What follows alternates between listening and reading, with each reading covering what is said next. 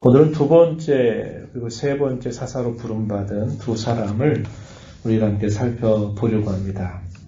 사사기 3장 7절로부터 16장까지 길게 주어지는 이 내용은 사사들의 생애가 어떠했는가 이것을 조명해 줍니다. 마치 영웅나가 같은 이야기들을 건네주는 듯합니다. 그러나 그 배경 속에는 어떠한 일이 있느냐. 이스라엘 백성들이 하나님을 향해서 끊임없이 범죄함으로 패역해서 그들이 하나님을 떠나게 되었다고 하는 사실들을 보여주고 그들이 하나님과의 관계를 회복하기 위해서 하나님께서 세우신 이 구원자 역할을 했던 이 사사들이 그 중심에 서 있었다라는 것을 우리는 확인하게 됩니다. 우리가 지난 시간에 읽었던 내용에서는 첫 번째 사사로 부름받았던 온니엘에 대해서 우리가 함께 살펴보았습니다. 이 온니엘의 경우는 당시에 메소포타미아 왕이었던 구사람 리사다임, 이 사람을 하나님께서 도구로 사용하셔서 당시에 패역한 이스라엘 백성들을 깨우치시려고 하실 때 하나님께서 들어 사용하셨던 사사였음을 우리가 함께 살펴보았습니다. 오늘 우리가 읽은 이 내용에는 두 명의 사사가 더 소개가 됩니다. 한 사람은 왼손잡이였던 에훗, 그리고 또 한 사람은 삼갈이라고 하는 사사가 소개가 되고 있습니다. 우리가 읽은 이 12절부터 30절까지 비교적 긴 내용에 대해서는 왼손잡이 사사 에훗에 대한 내용들이 소개가 되고요. 마지막 31절에는 삼갈이라고 하는 사사에 대한 내용들을 간단하게 한 절로 설명을 해주고 있습니다. 우리가 이 사사기를 접어들면서 서론에서 살폈던 이야기, 그것이 이 사사실에 끊임없는 악수단이 되었다는 것을 우리가 살펴보았죠.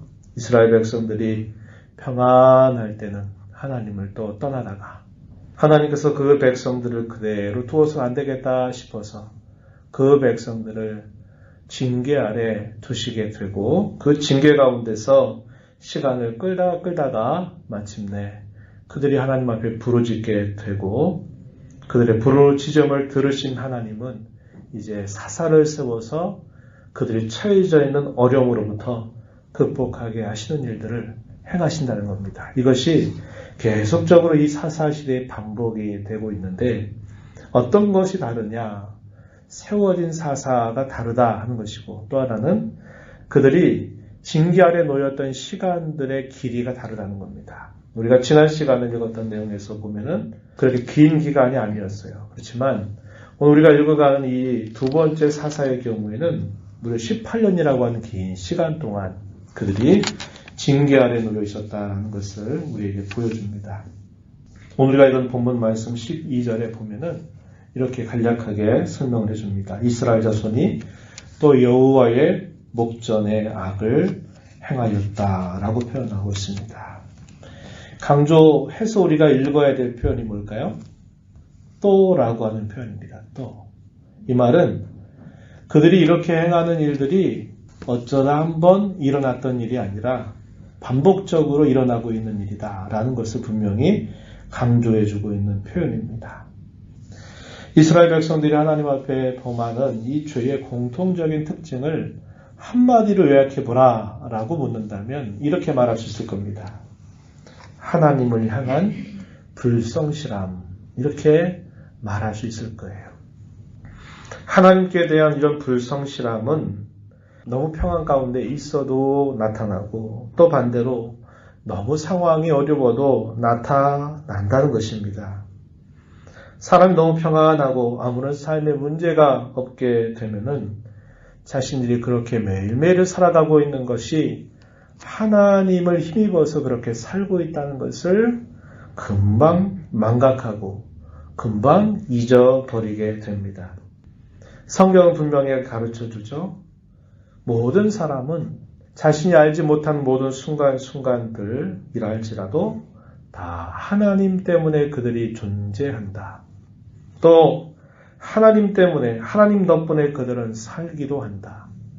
하나님 덕분에 그들은 움직일 수 있다라고 성경이 가르쳐줍니다. 사도행전 18장 28절 말씀에 보면은 우리가 그를 힘입어 하나님을 힘입어서 우리는 살며 기동하며 존재한다 이렇게 말하고 있습니다. 사람이 평안하면 자신을 지으신 하나님을 잊어버리고 그렇게 자기가 평안을 누리게 되는 것이 자기의 덕으로, 자기의 능력으로 그렇게 된 줄로 생각하고는 하나님께서 받으셔야 할 영광을 자기가 취해 버리고 또 방종의 삶을 살아가게 되면서 하나님을 떠나고 우상 숭배에 빠져버리는 죄를 범하게 됩니다. 이것이 늘 이스라엘 백성들이 보여주었던 죄의 모습이라는 것을 우리는 알게 되죠.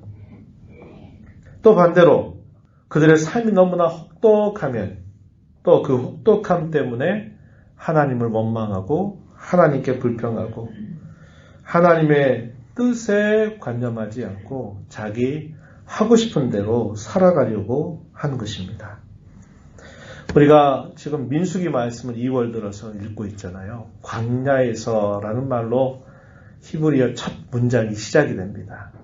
광야교회의 모습, 그것을 잘 보여주고 있는데 이스라엘 백성들이 이 광야 생활이 어떠했는가에 대한 내용들을 우리에게 잘 전달해 주죠. 이스라엘 백성들이 빨리 갈 수 있는 길이 있지만 그 이스라엘의 형제 국가였던 이 에돔이 길을 막아섭니다. 이스라엘 백성들이 싸울 수는 없고 길을 돌아가게 되는 거예요. 그래서 빨리 갈 수 있는 길이 길어지게 되니까 이스라엘 백성들이 어떤 반응을 보이느냐, 그들이 가는 그 길 때문에 마음이 상해가지고 하나님을 원망하는 일을 그들이 하게 됩니다. 이것이 민수기에 기록되고 있는데 자신들이 가는 상황이 자신들의 마음대로 되지 않게 될 때마다 이스라엘 백성들은 늘 원망하고 불평하는 일들을 했다는 것을 우리는 민수기를 통해서 보게 돼요. 자신들의 삶이 먹을 것 마실 것 자기들이 원하는 대로 되지 않는 것 때문에 자신들이 가는 그 길들이 너무 힘들고 어려운 것 때문에 그리고 언제나 과연 도착할 수 있을까라고 하는 이런 생각이 들 때면 그들은 늘 하나님을 향해서 원망하고 불평하는 일들을 했던 것입니다.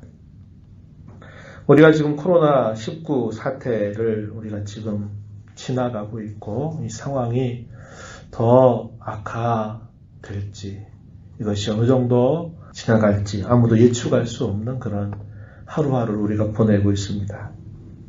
이 코로나19 사태로 인해서 온 나라 그리고 심지어는 온 세계가 초긴장 상태를 지금 다 지나고 있는 상황입니다. 이 코로나19의 전염을 사람들이 피하기 위해서 이 상황이 너무나 어렵다. 그래서 이 피하는 것 우리가 지금 다들 신경 쓰고 있는 문제입니다. 그런데 여러분 꼭 기억하세요. 이 코로나19의 전염을 피하는 것이 하나님을 피하는 것이 되어서는 결코 안 된다고 하는 것입니다. 오히려 우리는 하나님께 피해야만 돼요. 시편 51편 1절을 제가 아까 문자를 보내면서 여러분들에게 보내드렸죠. 그리고 예배를 시작하면서도 그 말씀을 읽었습니다.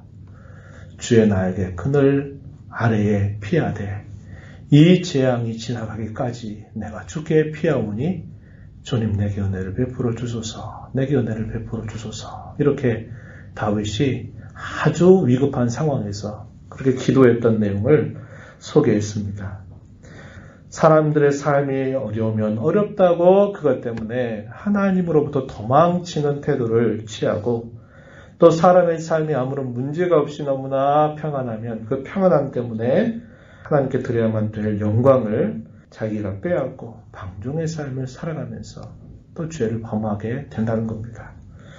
그래서 우리는 이래도 저래도 쉽게 죄를 범하게 되는 일들이 참 많다는 것을 알게 되죠. 그래서 이런 것들을 다 묶어보면 결국 하나님을 향한 불성실함, 이것이 범죄의 공통적인 내용이 된다는 겁니다. 하나님은 자기 백성들을 향해서 언제나 신실하신 분이죠. 하나님은 언제나 자기 백성들에게 진실하신 분이죠. 하나님이 하신 말씀을 결코 바꾸지 아니하시죠. 하나님은 언제나 말씀하신 대로 늘 실행하시는 분이심을 분명하게 보여주는데 그런 하나님의 성실하심, 하나님의 신실하심, 진실하심에 의해서 매일매일을 살아가는 하나님의 백성들은 하나님을 향한 성실함을 보이지 못한다는 겁니다. 그게 결국 뭐냐? 그게 그들의 죄된 모습이라는 것을 우리는 확인할 수 있게 됩니다. 그래서 우리는 하나님을 참으로 잘 섬겨가는 일에 있어서 가장 중요한 건 뭐냐? 성실함이에요. 성실함. 변치 않는 겁니다. 꾸준함입니다. 이것처럼 하나님을 섬기는데 중요한 자세는 없어요. 왜냐? 우리 하늘 아버지께서 그러한 분이시기 때문에 우리도 그러한 하늘 아버지를 닮아가는 사람이 되어서 성실한 사람이 되어야 된다는 거죠. 하나님 앞에 성실한 사람, 또 성도들 앞에 성실한 사람, 몸된 교회에 성실한 사람, 이러한 사람이 되어야 됨을 성경 우리에게 가르쳐 주고 있는 거예요. 이스라엘 백성들이 여호와의 목전에 또 악을 행했다라는 구체적인 내용이 소개가 되고 있지 않지만 분명히 이런저런 이유들로 인해서 결국은 하나님을 향한 충성스러움, 성실함에서 떠나버린 겁니다. 그것이 그들에게 죄악으로 나타났다는 것을 우리는 알게 되죠. 이런 일이 있게 되니까 하나님께서 어떻게 하시느냐? 하나님께서 직접 다루시지 않고 주변에 있는 나라들을 들어서 이스라엘 백성들을 다루신다는 것을 보여주죠. 어떻게 하십니까? 바로 옆에 있었던 나라, 이 모압 왕 에글론을 하나님이 준비시켜서 이 에글론을 통해서 이스라엘 백성들의 이 불성실함, 이 죄악을 징계하시는 것을 분명히 보여주고 있습니다. 하나님을 떠난 이스라엘을 일깨워서 그들로 하여금 다시 하나님께로 돌아오게 하시는 그 목적은 뭘까요? 그들이 바로 그것이 살 길이기 때문에, 그것이 그들에게 참된 행복을 주는 길이기 때문에 하나님은 그들의 죄 가운데서 하나님을 떠난 자리에 더 이상 있지 않도록 돌이키시기 위해서 하나님 그 백성들을 징계하시는 일을 하시는 겁니다. 그 징계의 수단으로 사용하시는 나라가 바로 에글론이라고 하는 왕을 통해서였음을 보여줍니다. 어떻게 하십니까? 모압 에글론을 하나님께서 강대하게 힘을 주어서 이스라엘 민족들을 괴롭히시는 일을 행하신 것입니다. 그런 상태에 이스라엘 백성들이 계속적으로 안주하거나 계속 머물지 못하게 하실 목적으로 그렇게 하시는 것입니다. 이 에글론은 주변에 있는 암몬 족속들 그리고 아말렉 자손들과 함께 동맹을 해서 이 이스라엘 백성들을 괴롭힙니다. 그들이 그래서 어디를 차지하게 되냐면 종려나무 성읍을 차지하게 되는데 오늘 우리가 읽는 본문에 보면 그 말씀이 나타나죠. 13절 말씀에 보면은 에글론이 암몬과 아말렉 자손들을 모아 가지고 와서 이스라엘을 쳐서 종려나무 성읍을 점령한지라. 종려나무 성읍, 이것은 여리고성을 부르는 또 하나의 별칭이었습니다. 이스라엘 백성들이 가나안 땅으로 진군해 가는 과정에서 가장 먼저 만났던 큰 어려움이 뭐였습니까? 이 여리고성을 그들이 만난 거죠. 난공불락의 성이고 이 성벽 자체가 고고하게 발견에 따라 보면 이게 삼중벽으로 견고하게 쌓여져 있고 그리고 이것이 지대가 높은 곳에 대해 있어서 함부로 이것을 점령할 수 없는 정도의 아주 강력한 성이었다는 겁니다. 그래서 이 여리고성을 점령했다라는 것은 가나안 정복을 향한 전초기제를 마치 마련한 것과 똑같은 일이었습니다. 그런데 그 상징성이 있는 이 여리고성, 종려나무 성읍이 결국 모압 왕 에글론에 의해서 빼앗긴 채 그들이 18년이라고 하는 긴 시간을 보내게 되었다고 가르쳐줍니다. 그들이 여리고성을 점령할 때는 가나안을 정복했다라는 것을 보여줄 만큼 기쁜 일이었지만 반대로 그들이 점령을 당해서 빼앗겼다고 하는 것은 그들이 마치 이 가나안 정복이 더 이상 될 수 없는 것과 같은 그런 상황을 보여주고 있는 것입니다. 하나님께서 어떻게 그 백성들을 이끌어 가시느냐? 그들의 삶의 근거지를 흔들어 버리시는 일을 통해서 그들을 더 이상 그 상태에 머물지 않도록 하나님은 그들을 이끌어 가시는 것입니다. 우리가 이걸 통해서 분명하게 배우는 또 하나의 영적인 이치는 그거죠. 죄 아래 우리가 머물러서는 결코 안 된다는 것을 우리는 배우게 됩니다. 죄는 우리가 연약해서 죄에 빠지더라도 또 우리가 어떤 유혹을 받아서 그 유혹에 휘말려서 죄에 빠지게 되더라도 이 죄는 빨리 벗어나야 할 자리, 이 죄는 빨리 떠나야 할 자리라고 하는 것을 분명하게 가르쳐 주고 있는 거예요. 하나님께서 그들이 범죄했으니 그들을 그대로 내버려 두시면 되지 않겠느냐 이렇게 생각할지 모르지만 하나님은 그 백성들을 결코 버리지 않으세요. 그 백성들을 약속하신 대로 복된 백성으로 끊임없이 빚어가시기 위하여 하나님은 그들을 흔들어 대시는 겁니다. 너희는 이런 상태에 계속 있어서는 안 된다. 이것이 너희에게 멍해가 될 것이고 이것이 너희에게 괴롭힘이 되기 때문에 내가 너희를 이대로 그대로 두지 않는다. 이렇게 말씀하시면서 그 백성들을 흔들어서 그곳에서 떠나게 하시려고 하나님이 이방의 나라를 사용하신다는 것을 우리가 보게 됩니다.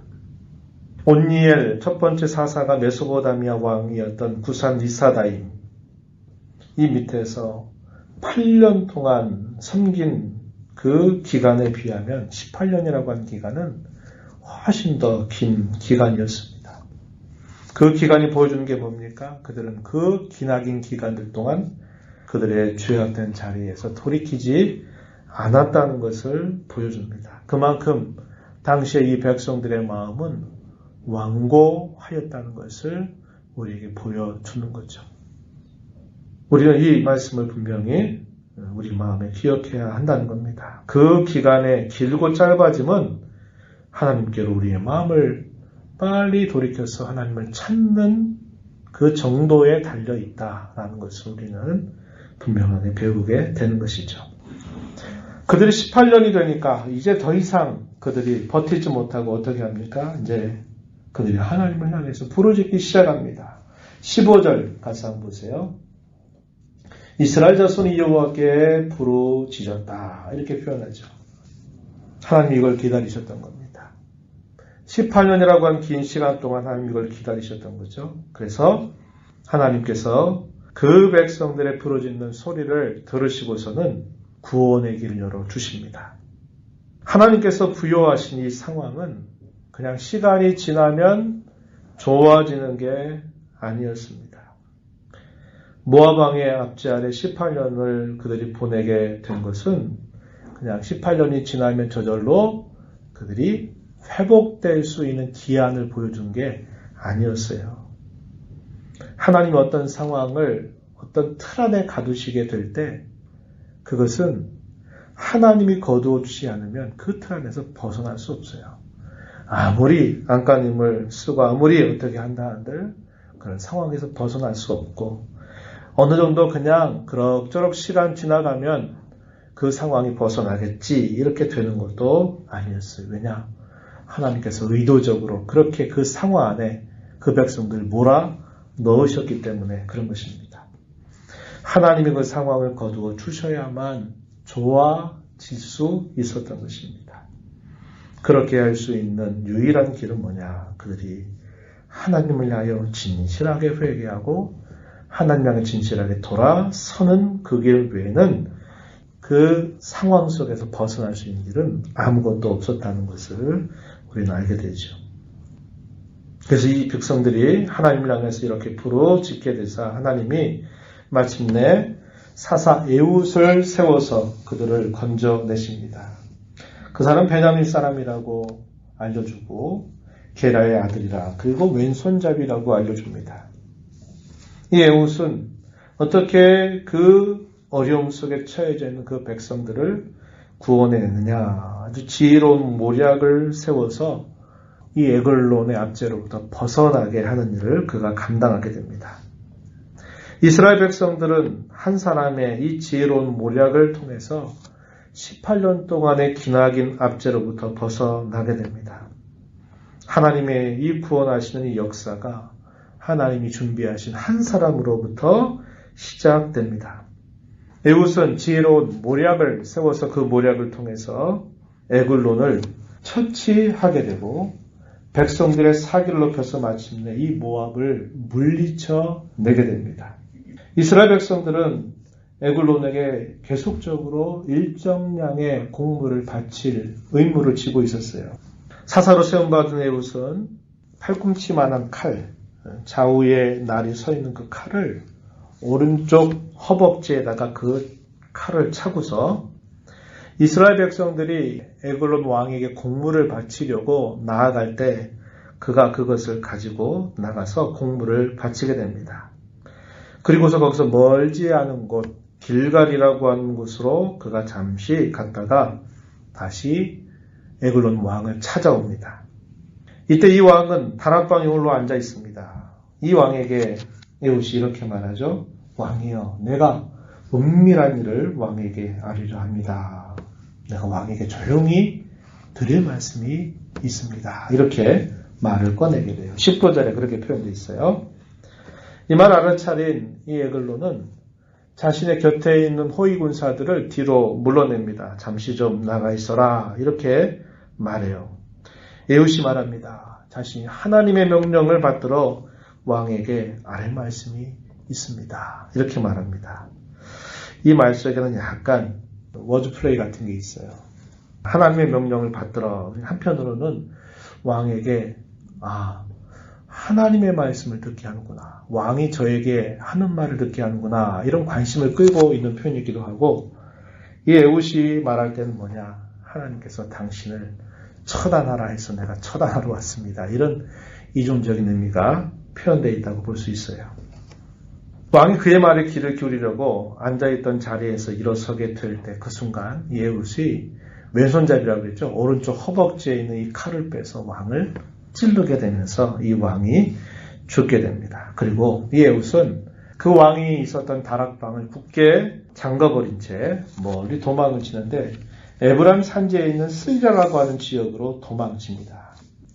뒤에서 이 왕이 물러가 있으라 하는 말을 들었던 이 신하들이 계속적으로 시간이 지나가면도 이 왕이 아무런 인기척이 없게 되니까 노크를 했을 겁니다. 그런데 아무런 응답이 없는 거예요. 그래서 처음에 어떻게 생각하느냐. 왕이 용변을 보려고 그러고 있는 모양이다. 이렇게 생각합니다. 24절 말씀을 보면요. 이렇게 표현되어 있어요. 이건 관용구입니다. 24절에 보면은 에훗이 나간 후에 왕의 신하들이 들어와서 다락문들이 잠겼음을 보고 이르되 왕이 분명히 서늘한 방에서 그의 발을 가리우신다. 그의 발을 가리우신다. 이런 관용적인 표현인데요. 밑에 가서 뭐라고 되어 있습니까? 용변을 본다. 이렇게 관용적인 표현이었어요. 그런 줄 알고 더 기다렸어요. 그런데 아무런 인기척이 없어서 이상하다 싶어가지고 열쇠를 가지고 그 문을 열어 지치니까 그들의 군주가 이미 땅에 엎드려져 죽어있는 상태가 되었던 것입니다. 깜짝 놀랐을 것입니다. 그리고 이 스이라라고 하는 곳에 도망을 친 에훗은 이미도 약속된 대로 거기에서 기다리고 있었던 이스라엘 자손들을 데리고 모압 사람들 한 사람도 이 요단을 건너가지 못하게 막고서 거기에서 전투를 벌이게 됩니다. 그 전투에서 모압 사람 1만 명을 죽이게 되고 그 사건 이후로 이스라엘 백성들이 80년 동안 전쟁이 없이 평온한 때를 보내게 되었다고 이야기합니다. 이것이 사사 에훗이 했던 그 일임을 오늘 본문이 우리에게 잘 보여주고 있어요. 그리고 난 다음에 또 이스라엘 백성들을 괴롭혔던 한 족속이 나타나는데 블레셋이라고 하는 족속입니다. 이 블레셋도 모압의 족속에 속해 있는 나라였어요. 우리 성경의 이야기 가운데 이 블레셋 나라와 이스라엘과의 전쟁 이야기 참 많이 등장하죠.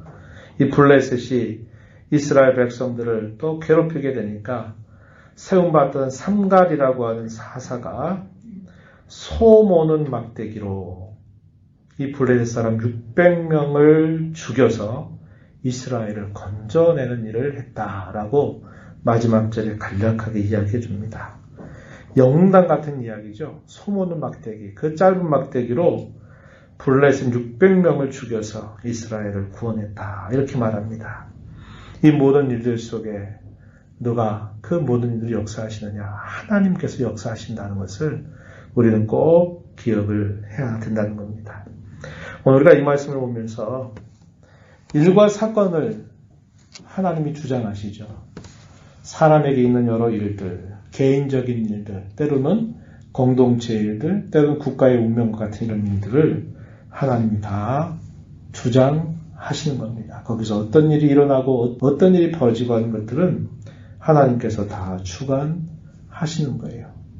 때로는 그것을 강하게도 만들고 때로는 그것을 막 흔들어대기도 하시고, 그래서 하나님이 이 상황들을 계속적으로 빚어가시면서 만들어가시는 거예요. 이건 뭐냐? 하나님께서 사용하신 수단들이라고 하는 겁니다. 왜 하나님 이런 수단들을 그의 백성들에게서 사용하실까요? 그 목적은 그 백성들을 하나님께로 향하게 하시고 그들을 회복시키고 그들에게 마침내 진정한 복을 주실 목적을 두시고 하나님이 일과 사건들을 끊임없이 주장하신다는 것을 우리 이걸 통해서 보게 됩니다. 하나님의 손길이 여기서 빠져버리게 되면 이 사사의 이야기는 영웅당 같은 이야기가 될 수밖에 없어요. 야, 그 한 사람 정말 대단한 사람이네, 이렇게 우리가 볼 수 있어요. 그러나 성경의 이 이야기는 단순히 일과 사건 속에 어떤 일이 누가 어떤 사람이 어떤 일이 있고 어떤 일이 있었다는 걸 기록해 주는 게 아니라 그 나타난 일의 이면 속에 하나님께서 여전히 선한 목적을 가지고 인도해 가신다는 것을 분명하게 보여주는 것입니다. 이런 말씀은 오늘 우리가 처해져 있는 이 상황에도 동일하게 적용해 볼 수 있는 말씀이죠.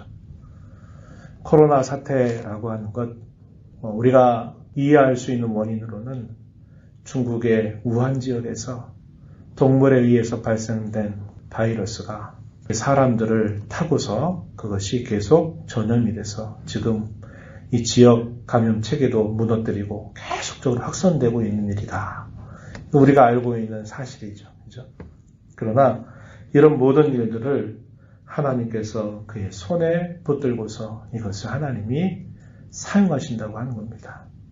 이러한 일들 앞에 우리가 반드시 생각해야 될 것은 뭐냐면, 이러한 일이 지나가야 되는 것은 당연히 우리가 바라고 기대하는 일이지만 이 일을 통해서 하나님이 무엇을 우리에게 주시고자 하시는가 할 때에는 죄악을 짓는 백성들에게는 하나님의 위엄을 나타내 주시죠.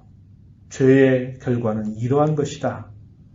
하나님은 두려워해야 할 존재고 인생은 아무것도 아니다 라는 것을 보여주셔서 그분의 영광을 나타내시지만, 하나님의 백성들에 향하여서는 하나님께서 그 백성들을 하나님께로 돌이켜서 죄악된 자리에서 떠나서 그들이 하나님의 은혜를 풍성하게 받는 백성이 되게 하시려고 하나님께서 이 일들을 주장해 가신다는 것을 우리는 기억해야 합니다. 그래서 우리는 이 두 가지를 생각해야 되겠죠. 한편으로는 이 코로나 사태가 빨리 잘 진정이 되고 잘 회복이 되고 이 어려운 사태로부터 빨리 극복하는 일들을 위해서 우리가 기도해야 된다는 것이고, 또 하나는 이 일들 속에서 하나님이 우리 예수 믿는 사람들에게 기대하시는 것, 하나님을 더 의지하고 찾고 하나님께로 온전히 돌아서는 그 일들을 통해서 하나님이 예비하신 더 큰 은혜와 복을 누리게 하시려고 하는데 그 목적이 있다는 것을 우리는 꼭 기억해야 합니다. 그래서 그 목적을 정확하게 알고 우리의 걸음을 어디로 내딛어야 될지, 내가 지금 어디로 가야 될지 이것을 잘 따라가게 되면 그것이 우리에게 큰 복이 되지만, 하나님의 의도하고 있는 방향과 내가 지금 내딛고 있는 이 발걸음이 계속 엇박자로 가게 된다면 그것은 참으로 안타까운 일이 될 수밖에 없는 것이죠. 그래서 우리가 이러한 일들을 감당하면서 하나님을 향하여 멀리 도망치는 기회가 되도록 하면 안 돼요.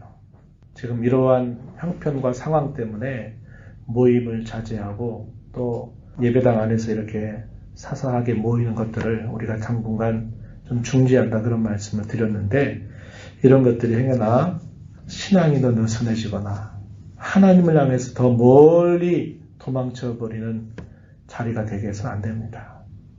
더 겸손하게 자세를 낮추고 하나님을 더 찾고 하나님을 더 의지하고 하나님께 피하는 자세를 결코 놓쳐서는 안 된다는 겁니다. 그래서 비록 우리가 이렇게 모이는 교회로 모이는 이 횟수가 많지 않고 당분간 우리가 좀 자제를 하고 절제를 하지만 그러니까 여러분들이 흩어진 교회로 하나님 앞에서 기도하고 하나님 앞에서 우리 자신들을 돌아보고 하나님께서 이 일 끝에 과연 어떤 이야기들을 우리에게 써내려 가실지 그것을 우리가 기대하면서 하나님도 찾는 자세를 반드시 가져야만 된다고 하는 겁니다. 하나님 이렇게 하시는데 그저 이제 모임도 잘 안 하고 더 그러니까 더 하나님을 망각하고 더 살아간다면 하나님 의도하는 것과 너무나 다른 모습으로 가는 것이 될 거예요.